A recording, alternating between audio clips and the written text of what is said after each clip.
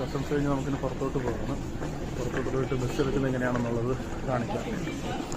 ഇവിടെ എല്ലാം ടാക്സി കൗണ്ടേഴ്സാണ്. നമുക്കിവിടെ ഇതെല്ലാം ടാക്സിയാണ്. ഇവിടെ നിന്ന് പോകാനായിട്ടുള്ള ടാക്സികളാണ്. നല്ല കത്തിയാണ് ഇതെല്ലാം. ഈ ടാക്സി എല്ലാം നല്ല കത്തിയാണ്.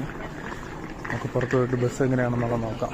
പിന്നെ KL എക്സ്പ്രസ് ഉണ്ട്, 3 മിനിറ്റിൽ ട്രാൻസിറ്റ് ഉണ്ടല്ലോ, അത് 60 റിങ്കിറ്റ് എന്തോ ആണ്. നമുക്ക് KL സെൻറ്ററിൽ പോയി ഇറങ്ങാം.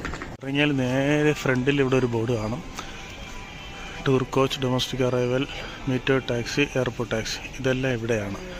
അതിലൊന്നും കയറരുത്, അതൊക്കെ നല്ല കത്തിയാണ്. അതാണ് അറൈവൽ. അവിടെ നമ്മൾ നേരെ ഇറങ്ങിയാൽ കണ്ട് ഇവിടെ ഒരു ബോർഡ് കാണും.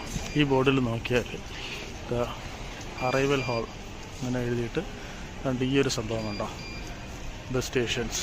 ഇതാണ് നമുക്ക് കോലാലംപൂർ ടൗണിലോട്ട് KL സെൻട്രലിലോട്ട് പോകാനുള്ള നോർമൽ ബസ്. നമുക്കൊരു 12